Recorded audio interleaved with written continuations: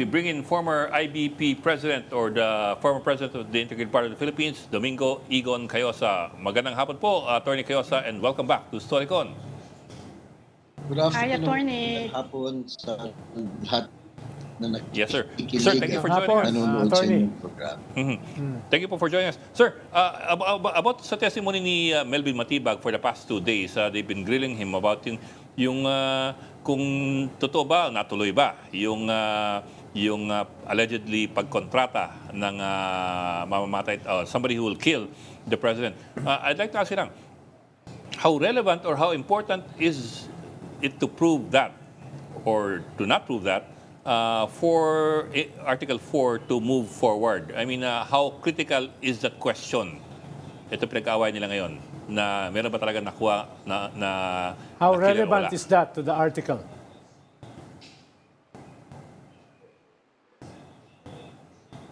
But it's not relevant, it's not important. Because kung ang charge is great threats, you don't need to actually contract somebody to do it. When you utter the threat, that's already the crime. So hindi, nagtataka tayo kung bakit umaabot sila dun sa paghahanap ng assassin at kung anong pangalan nung nakausap para patayin yung tatlo. So siguro relevant lang yan to a degree para sabihin na seryoso itong threat. Seryoso. But it is not an element of the charge. So we could have done away with these 2 days. Tsaka, Attorney, bakit si Melvin Matibag? Nung nangyari yan, hindi pa siya yung NBI Director. Bakit hindi na lang si NBI Director Santiago na siya yung head ng NBI nung lahat ng yan ay nangyari? Maganda. Well, that's a good question. But we have to remind ourselves na ang tinetestify ni Attorney Matibag, hindi yung kanyang personal knowledge. It is the result of the investigation and the action by a government agency, yung NBI. So siya lang ang nagkukwento kung anong ginawa ng NBI at ano ang kanilang konklusyon at saan nagbase yon. So it is not really siya lang. This is, you have to understand, or the people have to understand, including the judges, nang tinetestify ko niya, yung resulta ng trabaho, hindi lamang siya, kundi napakarami pang ibang mga opisyal at ahente at tauhan ng NBI. Pero bakit, Attorney, yung line of questioning ng defense kahapon, puro yung, do you have personal knowledge? Do you have personal knowledge? Puro ganun yung tanong. But yun siguro yung, you have, we cannot blame them, but if you talk about the legal sense of the whole thing, hindi masyadong importante yun. Kasi nga, he is narrating what NBI as an agency has done based on his knowledge and records, of course, na nakikita niya bilang NBI director. Kasi siya yung pinakamataas eh. So, he fills the gap ng mga naunang dalawang testigo from NBI. So, yung mga ganun na pagtatanong na attacking the credibility, the accuracy, and the integrity of Attorney Matibag as a person, they cater to the public. Di ba? Yung mga common sense ng public, yung knee-jerk reaction nila, na karamihan ho naman sa publiko, hindi masyadong sanay sa pamamaraan ng ebidensya at mga testigo. Hindi naman sila abogado. So in a sense, yun. It's also an attempt siguro, not directly but impliedly, na meron siyang, hindi siya completely objective as an NBI head or director. But that misses the point. Yung resulta kasi, yung kinakwento niya, hindi lang siya yung hindi lang siya ang gumawa nun eh. That's the result of many other the efforts and contribution and the discussion between and among many other employees and officers of NBI. It's the output of an agency or institution. Attorney, Oo, yung I'm institution, presuming na... yun yung essence ng kanyang I mean, di ba siya nag-freeze? Attorney. I can hear you. I can hear you. Ann. Okay. Attorney. Yeah, I can Attorney, hear you. I'm presuming you've monitored the proceedings for the past, ito na yung pang 9 days. Ano po yung masasabi niyo? Kasi it's not really a criminal prosecution, it's an impeachment trial. And the charge against the Vice President is betrayal of public trust. Dito naman siya ikukulong for grave threat, kundi fitness for public office. Anong tingin nyo sa direksyon ng trial at this point? Well, after 9 days, alam na ng mga senator judges at ng lahat na hindi naman to criminal case at napuna na sila, and I think they are reacting to that, na yung mga naunang mga araw, they were too technical, procedural, at ginagawang parang proof beyond reasonable doubt at criminal case ito. So I think now naliliwanagan na, and they are reacting or trying to improve what they're doing because people, those who are in the know, and mga ordinaryong taong bayan, ay nakakahalata na sila. So they already know that, so that there should be no excuse for them to keep on doing what they have been doing. Unfortunately, nakita natin, meron talagang makukulit. Yung iba, nagdidiskurso yan. Yung iba, nagbabasa. Yung iba, nagle-lecture. Yung iba, worse, they lawyer for either side. So mukhang karamihan naman medyo kinatemper na nila. They're now more time conscious sa kanilang But meron talagang pasaway o talagang siguro gusto nilang magpasikat, mag-grandstand o ipakita yung kanilang loyalty o yung kagalingan nila. Kaya hindi sila mapigilan. So we hope that the Senate, the presiding officer will take better control as we go on. They can still Attorney, may At this point- mga legal observers na nagsasabi ay na-over-judicialize daw yung proseso sa trial court. Meron din namang ilan na nagsasabi masyado naman daw na over-politicize. From your vantage point, anong tingin nyo dito sa mga observations na ito? Well, I think both are valid. Kaya lang nagiging too technical or too judicialized, whatever term you would use, or too procedural, o kaya too political. Kasi nga, yung mga obviously na may sinusulong na sariling agenda o kaya may kinikilingan, doon sila pumupunta eh. So if everybody should be at the middle, then wala sana yung over-judicialized, over-technical, at saka dun sa too political naman. Because they're either catering to the public, yung kanilang political base siguro, or their political masters, at yung iba naman, para masyadong technical, para hindi maintindihan, o kaya malihis, o kaya misinform yung nanonood. So, nangyayari lang yan, hindi naman ho sa lahat ng mga senator judges, pero dun sa mga obvious na mukhang may sariling agenda. Actually, sir, I suppose, my question is, did it really have to take 9 days to figure out if somebody uttered the words that she did, and number two, if that constitutes betrayal of the public trust? I mean, did it really have to take 9 days to do that? Nine pa trial tapos, days, Well, in hindsight, hindi dapat. But as we've been saying all along, medyo nagkulang kasi sila sa pre-trial eh. Parang marking of exhibits lang, identification of witnesses. Dapat dun kasi sa pre-trial, sineryoso yan, para may mga admissions, stipulations, or even modes of discovery. Para hindi na masyadong pinag-aawayan yung pare-pareho na namang ebidensya na gagamitin nila. At para sana, ang focus na lang dyan, yung mga small to interconnect whatever the testimonies and the documentary evidence that they may have. So medyo nalihis tayo doon, no? Yung humahaba din ho ito dahil nga may mga pinapasok na mga issues, ibang agenda na wala namang kinalaman sa impeachment. Humahaba din ito kasi pretty obvious, merong mga gustong mag-lecture, magpasikat, merong gustong magbasa lang ng prepared speech, meron din naman yung nagtatanong na wala na sa lugar, hindi siya nakikinig o kaya hindi nag-homework. At yung iba naman, talagang pinipilit yung gusto nilang technicality o kaya yung the politics of it. So these are all the factors na at in hindsight, Pwede Santo 3 days tapos na eh. Oo.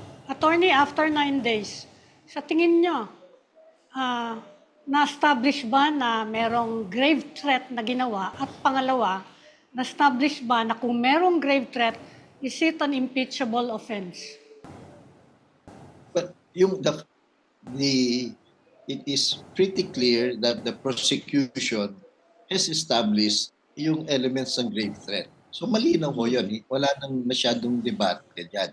Ang pagdedebatehan na lang nila, does it arise to an impeachable offense? Yes. Yun lang ho sana eh. Yung ganun sana kasimple itong at least itong Oo nga. aspeto nito. Pero kung saan-saan pumunta eh. Plus in hindsight din dahil sa katatanong ng mga kung sino-sino gustong maging magsalita o magtanong, kung ikaw siguro yung defense parang yung hindi nakakatulong sa iyo eh. Kasi lawyers, kung competent yung mga nagtestigo, the less questions, the better. Saka mo na lang i-point out yung gaps dun sa iyong memorandum o kaya bring out your own evidence. Pero ang nangyari kasi dahil tanong ng tanong at competent naman yung mga witnesses, maraming hindi nila pwedeng sabihin sana as a direct testimony, talagang kinargahan nila. Pati yung mga hindi related na nakakatulong dun sa kanilang main testimony na hindi na ilabas naman, tuloy lumabas. So of course, nakita rin natin the gallant effort of the professional lawyers to try to chip away from the credibility, integrity, and accuracy of the witnesses and the testimonies. Ginawa naman nila yon to a certain extent. Pero sa tingin ko,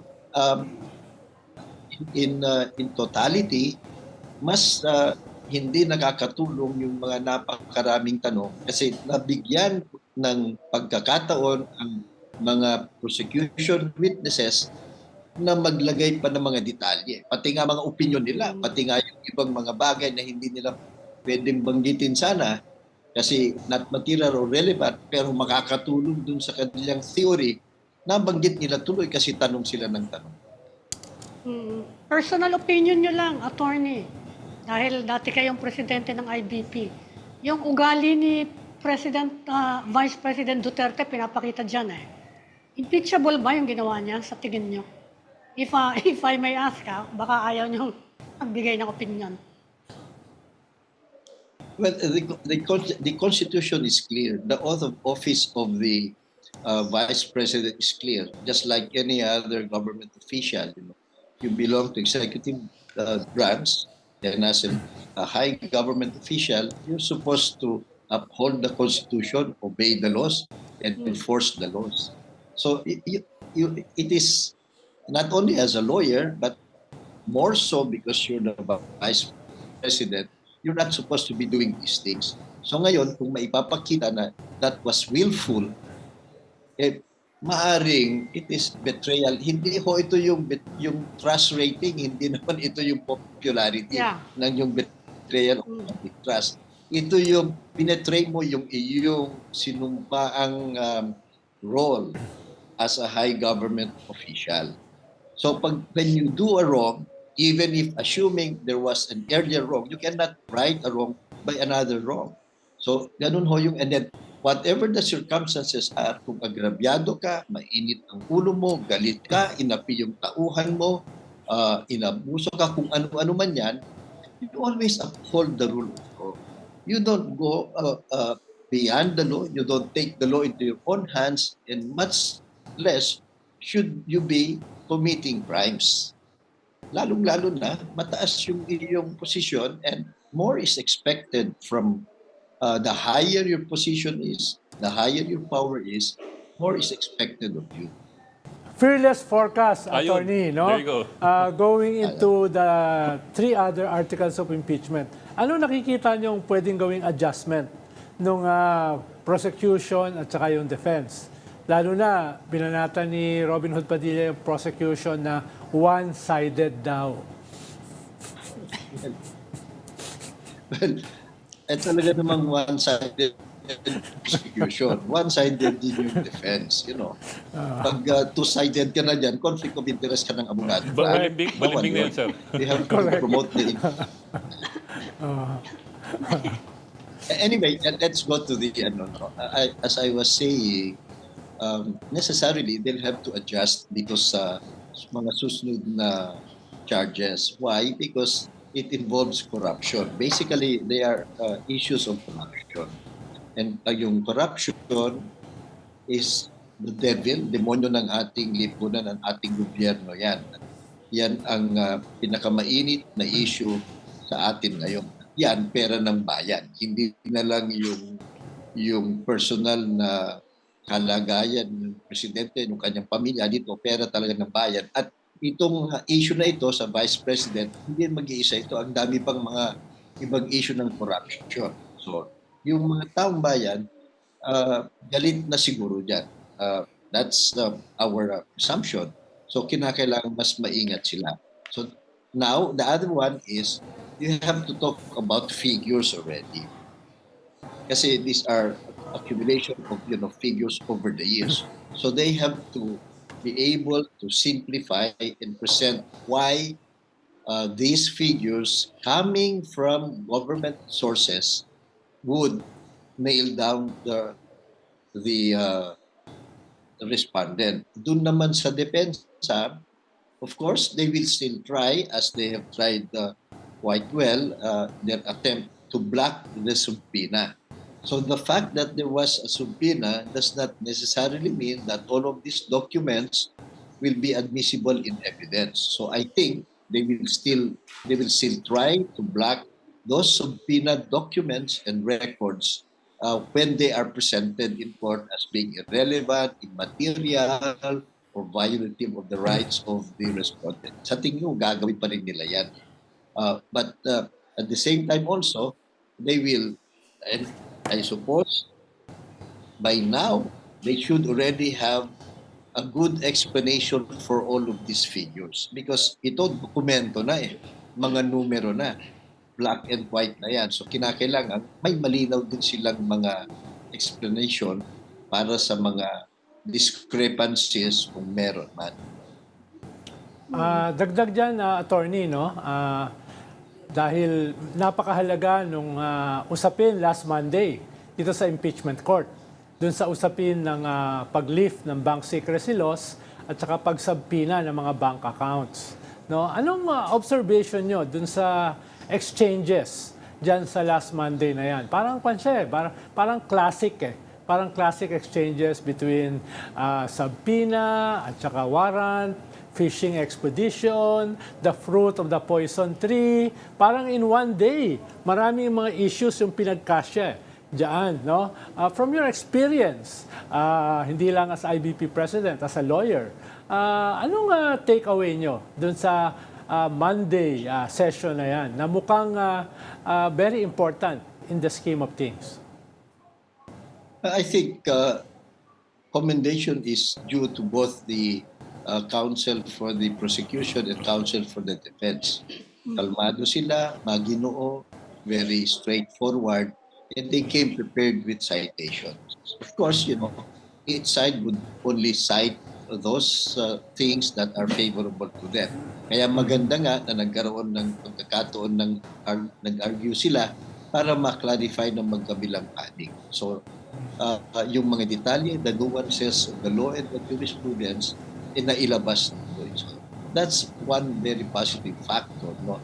But yung mga tanong din, ng mga ibang mga senator judges, ay it only exposed their personality or their limitations. Kasi sana kung quest ka in the traditional, in the ideal setting, the judge should be more learned than either party. Yeah. The judge should be more prepared. He should do more research than either party. Because otherwise, kung magdedepende ka lang sa sinasabi ng magkabilang panig, pwede ring maililihis ka o kaya maniniwala ka sa half-truths o kaya misperceptions or misquotations. So medyo nagkulang yung iba ng kanilang homework. They understand this is not really their forte, but they have stuff to do the homework for them sana. So that's the second thing that we've seen. And then the third thing about this issue about the subpoena, yung iba, at least the majority, I think, alam na nila yung desisyon nila eh. Kasi nga, nag-submit naman ng memorandum yung magkabilang panig na mas mahaba kesa dun sa, mas detalyado kesa dun sa 10 minutes na binigay sa magkabilang panig plus yung kanilang argumentation. So, and I think they've done their job so much so that at the very first day, alam na nila yung desisyon nila eh.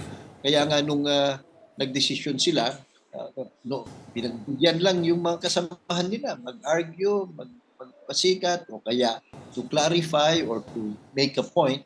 Pero nung nag-rule yung presiding officer, obviously, pinag-aralan na nila. Meron na silang desisyon. So I think that is also commendable na hindi lang nagdidesisyon right at that very moment because that would be very dangerous, that would be reckless, that would be lazy. So mukhang pinag-isipan naman nila, and I suppose that was already discussed in the caucus, yung mga pinayagan nila magtanong, and that's for the benefit of the gallery. And also, siguro, para lang ipakita ng mga senador judges saan sila nanggagaling. Sir, what about the Las Cañas affidavit that apparently, as it turns out, is not notarized? How much weight should that be given? Well, inamin naman nung, it was already put in context by the NBI director. Parang open source. So, ibig sabihin, kahit saan yan, kahit nga tissue paper lang yan, kung sa tingin nila, panipaniwala, o kaya pwedeng tignan, relevant, pwede nilang tignan. So, it's not a document to prove anything. As a matter of fact, it does not have much relation to this charge, to this particular charge. But binabanggit lang yon na sinasabi, isa ito sa mga pinanggalingan ng mga pinagbasehan namin kung bakit kami naniniwala that there's an active, serious, ongoing threat sa presidente. So yun lang naman yun. So whether it is notarized or not, in the context that it was used, hindi naman masyadong troubling yun. It's also very clear, pinaliwanag naman nila at inadmit naman nung testigo na hindi naman namin itong ginagamit na ebidensya to prove yung krimen. Parang pinagbasihan lang nila. Ito lang yung mga maraming ibang mga dokumento and information that they put together to come up with a conclusion. Attorney, nabanggit niyo si presiding officer. Kumustahin ko naman. Ano yung assessment niyo sa considering the toxic atmosphere sa Senate? And considering the circumstances kung bakit siya naging presiding officer, ano yung assessment niyo sa performance so far ni Chis Escudero? Well, so far, okay naman. Nakakatulong na abogado siya. No? But it's not to say na dapat abogado. But this is not to say na mas magaling yung abogado kaysa hindi abogado. Hindi na po natin yan. Kasi medyo gas-gas na po na drama yung ganyan. So, ilinaw lang po natin. But it helps also for a practical reason kasi gamay niya. And I think he's also doing his homework. Mukhang inaaral niya bago pa dumating yung hearing mismo. So marami siyang alam at marami siyang mga he can rephrase for everyone para mas malinaw, para hindi tumatagal. So I think he's improving. Except that, of course, he cannot take away the politics from it. He's a member of a collegiate body. You need the support of everyone. So every now and then, pagbibigyan mo talaga yung inyong mga kasamahan. Diba? He doesn't want to be accused of being one-sided. So still, he's being accused of being one-sided. So mas kilala niya yung mga colleagues niya than us. So, siguro, mas natitimbang niya o mas naiintindihan niya kung saan sila, anong agenda nila, saan sila nanggagaling. At malamang off-camera, even before the session ng korte nila, nag-uusap naman mga ito. Attorney, talking about the presiding judge, meron siyang ginawang desisyon nung first day ng impeachment trial. Sabi niya, ang 2/3 ay 16. At ang sabi niya, kung merong tutol dito, pumunta kayo sa Korte Suprema. Anong tingin niyo? How will this unfold? May mga senador ba na magpo-propose na ito ay pagbotauhan dito sa impeachment court? Or meron bang magsasampa sa Supreme Court para dahil justiciable na yung issue ay iwanan sa Supreme Court yung pagpapasya dito sa napakahalagang usapin ng 2/3? As it is, and as he clarified, it is not really a decision of the Senate. Nabanggit niya ito dun sa opening statement niya, no? So I think that was a smart move. At napansin natin, hindi na umangal yung yung minority, di ba? Hindi na rin umangal yung majority. So let it be para hindi maantala at nagsisimula na. Because more important yung process ng hearing. Mas importante yan. Ngayon, at saka sa kanya, tentative yun. So I think it has achieved its objective. And by its very nature, that's not a decision of the Senate. That's his opinion. That's his stand. So far, they haven't disputed it, but there is nothing to prevent the Senate by a majority vote later on in the halimbawa bago sila magbotohan, sasabihin nila iba ang tingin ng majority. So that's the time siguro na any aggrieved party can go to the Supreme Court because clearly the interpretation of all the members of the Senate belongs to the Supreme Court kasi constitutional interpretation yan. But I think tinatansya nila na if we allow the evidence to unfold and the process to unfold, baka nga hindi na masyado pag-uusapan yung hatian kasi baka nga makakakumbinsi either way and you would not need yung slim difference. That it wouldn't matter whether 24-year or 21. Plus, there might be other developments as we go on, di ba? Kung talagang seryoso yung ombudsman, at alam naman natin marami pang mga napaparatangang mga senador, which is very unfortunate. We see a Senate na ang dami sa kanila napaparatangan na magnanakaw. E di, baka kung magkaroon ng sapat na ebidensya, baka meron pang malalagas sa kanila. So, we don't know. But I think that was a smart move at medyo na-sideline muna yan. So sinasabi niyo, attorney, it was a very good tactical. It was a very good tactical move dahil para masimulan yung proseso ng impeachment na wala masyadong bangayan, ay parang itinabi muna yan. Nagbigay ng ruling yung presiding judge without prejudice na ito ay pwedeng questionin in the future. Diba? Yun ang sinasabi nyo. Para mag-proceed na yung trial. Dahil sabi nyo nga, ang mahalaga rito, lumabas yung mga ebidensya dito sa 4 na articles of impeachment. Forthwith.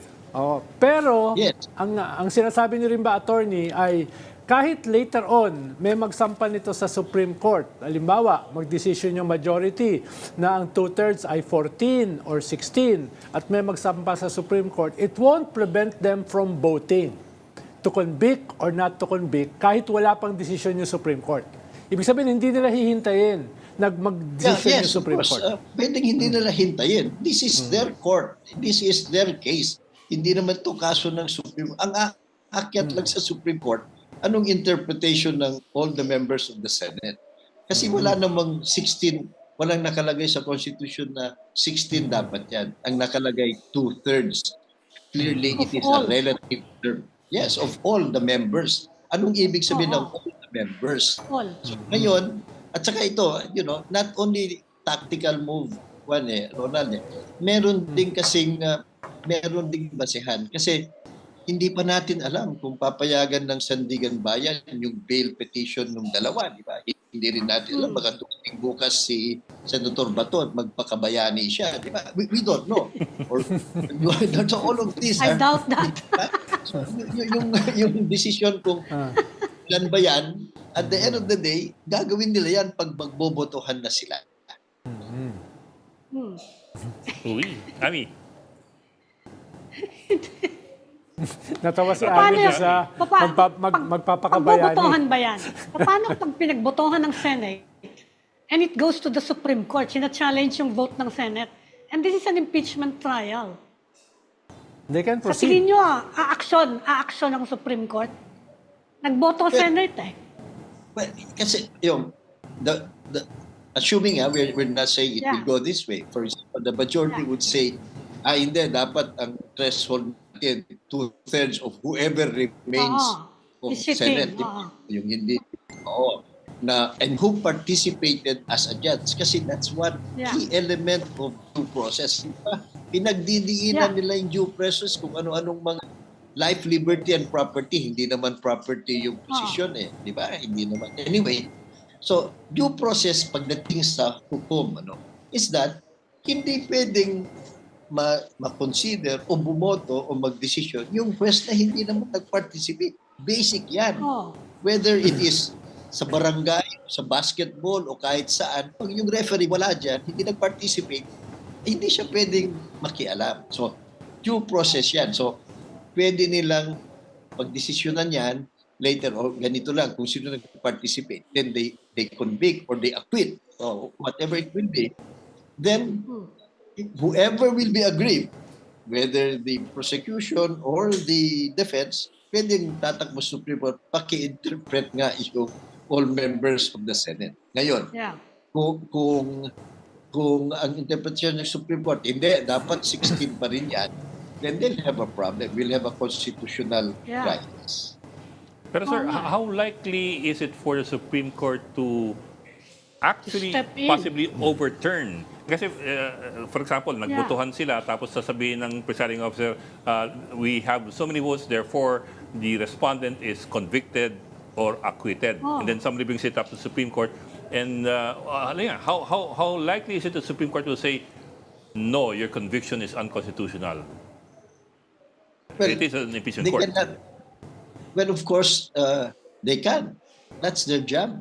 They cannot say, ayaw namin. But, sa totoo lang, pwede rin in many other cases, even if Nag-freeze ulit. dinelay kaya sabihin, nagdesisyon na kayo, natapos na yan. So they can always make excuses not to meddle into it. Pwede rin naman that they assert their authority as the final interpreter of the Constitution or what the law means. So it can go either way, no? But then they run the risk, depende nga, kaya nga maganda na lumabas muna lahat ng ebidensya na magkabilang panig. By that time, magko-consolidate, magje-gel na ang tingin ng taong bayan.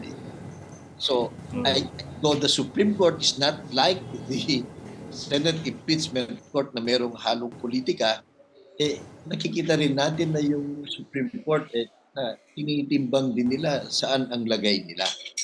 So, we don't know. Every now and then, we're surprised by the Supreme Court, but this is our system. Yes, sir. We have to go by it. Okay. We'd like to say Attorney. thank you. Pabol. Nag-chat-chat siya. Tsaka pahabol lang. Kailangan bang tapusin ng prosecution lahat ng articles of impeachment? Paano pag naramdaman nila na malakas na kaso namin tama na kami sa 3 lang. 2 or 3. Pwede bang tigilan na nila? Can they rest Pwede. their case? Yes, Pwede. they have to. The proper term is not resting your case because their case is apat yung charges, di ba? Yeah, The apat. proper term is they will withdraw the other charges. They Withdraw. can withdraw the other charges. Withdraw. Pwede pala. Hindi na Okay. Kasi We'd sabi like to nila say- malakas tong sa wealth case I think that's mas madaling, mas solid sa tingin ko kasi figures dokumento na ito. Yeah. Mathematics na lang ho yan. Calculator, percentages, or plus, minus. These are all documents. Hindi na pwedeng mga intensyon na kung ano-ano pa. Yeah. For context. Wala Or context. justifications. Okay. Okay, maraming Okay. salamat for talking to us, former IBB President, Atty. Egon Cayosa. Thank you, sir. Salamat, attorney. And Thank before you, we continue our Atty.